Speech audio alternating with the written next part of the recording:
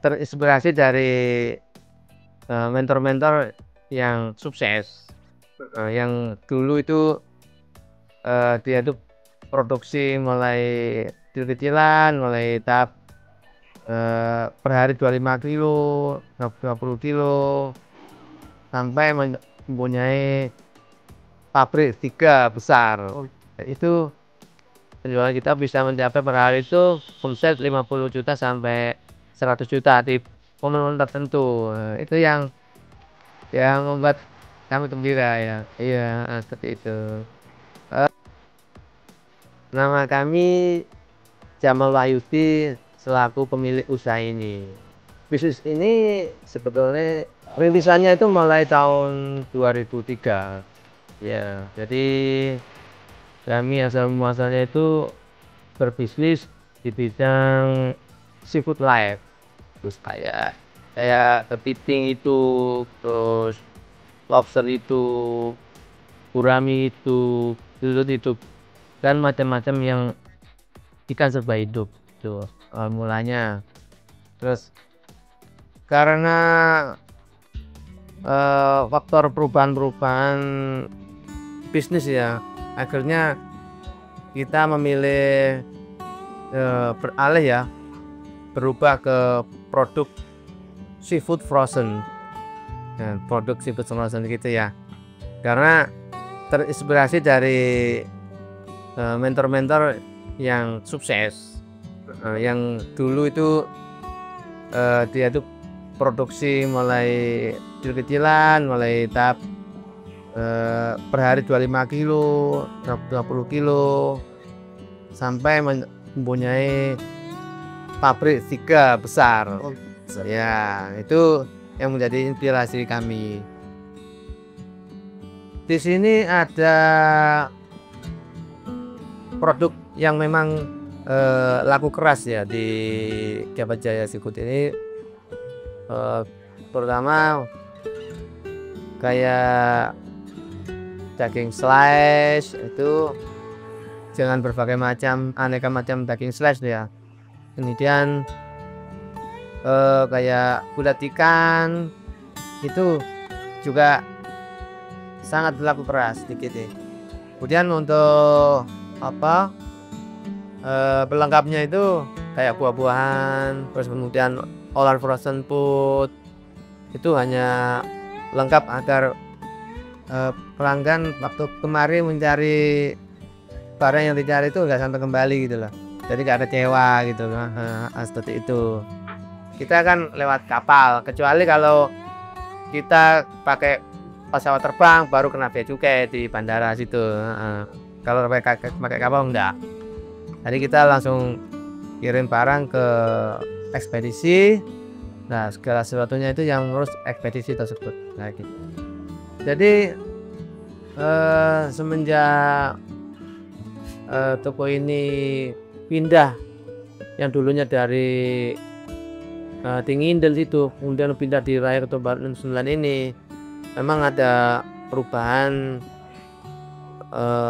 penjualan ya. Yang dulunya kita ini lebih banyak kirim ke luar kota dan luar pulau, sekarang juga retail. Namun meskipun retail, pada momen-momen tertentu itu omsetnya sangat tinggi. Jadi yang dulunya kita ini per hari mungkin, meskipun kita jual ke luar pulau, mungkin omset per hari bisa paling ya 15-20 juta gitu ya per hari. Itu pas kalau lagi rame gitu. Tapi dengan adanya online, misalkan kayak di Shopee, di Tokopedia, Blibli, GrabMart, terus kemudian dan lain sebagainya, nah itu penjualan kita bisa mencapai per hari itu omset 50 juta sampai 100 juta di momen-momen tertentu. Itu yang membuat kami gembira ya. Iya, seperti itu. Berdasarkan pengalaman kami yang lihat usaha-usaha dari mentor-mentor kami ya, kalau mereka itu hanya mengandalkan penjualan online partai atau offline partai tanpa melakukan penjualan dibanding dengan penjualan retail, itu banyak sekali kendala-kendala yang berkelanjutan, itu yang terjadi. Jadi ya menurut kami memang penjualan retail online itu harus jalan, offline juga harus jalan, itu harus balance seperti itu. Karena kalau di online itu meskipun retail kecil-kecil tapi dia kan banyak orang tahu, kayak iklan, sama dengan iklan kan, semua orang kan tahu, meskipun dimanapun dia berada tetap tahu. Oh di sana di Sahabat Jaya, di Raya Tuh Baru ada produk ini dan macam-macam itu dari online. Tetapi kalau kita mengandalkan salah satu saja itu kurang optimal. Ya. Kalau Biadmin otomatis pengaruh. Ini kalau saya rata-rata Biadmin untuk Shopee maupun Tokopedia itu 10% ya, 10%. Jadi cukup tinggi. Tuh sangat berpengaruh karena kalau Biadmin semakin naik, otomatis kita harus menaikkan harga jual. Nah, itu nanti kan dampaknya membebani pelanggan, seperti itu. Tapi kita tetap berupaya bagaimana meskipun pajak dari jualan online ini naik, bagaimana kita mendapatkan bahan baku dengan harga yang paling murah. Berarti kita harus menyiasati mendapat bahan baku langsung dari sumbernya ya, kayak gitu. Itu jadi saya mengakali kayak gitu. Kasir pintar kami pakai ini seingat saya 3-4 tahun yang lalu. Jadi kami sangat terbantu dengan kasir pintar ini karena ya mohon maaf ya, karena kami ini memang basicnya itu gak dibekali di bidang manajemen yang mumpuni ya, jadi sangat membantu kami. Iya, dan juga biayanya sangat murah, itu udah membantu. Itu jual beli, iya jual beli sama penambahan daftar barang itu yang paling saya minati di situ kan, sesuai dengan kebutuhan kami sehari-hari.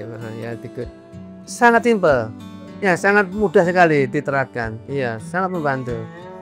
Harapan kami, strategi kami ini sebetulnya kan ingin mempunyai cabang yang lebih banyak lagi, meskipun kecil tapi banyak jumlahnya dan sangat dekat dengan pelanggan. Tentunya retail, karena menurut feeling kami kedepannya itu lebih mengena, kedepannya begitu. Jadi kan nanti setiap cabang itu kan punya market wilayah sendiri-sendiri gitu ya, terdekat begitu kan. Tadi banyak gitu ya, macam-macam seperti Indomaret kecil-kecilan gitu lah, tapi banyak gitu, kemana-mana ada. Itu strategi kami seperti itu. Tapi kalau untuk strategi jangka pendek ya kita berupaya bagaimana mengoptimalkan omset selalu stabil dan naik setiap harinya. Ini cara pintar saya membangun bisnis Java Jaya Seafood and Frozen Food. Bagaimana dengan cara pintar Anda?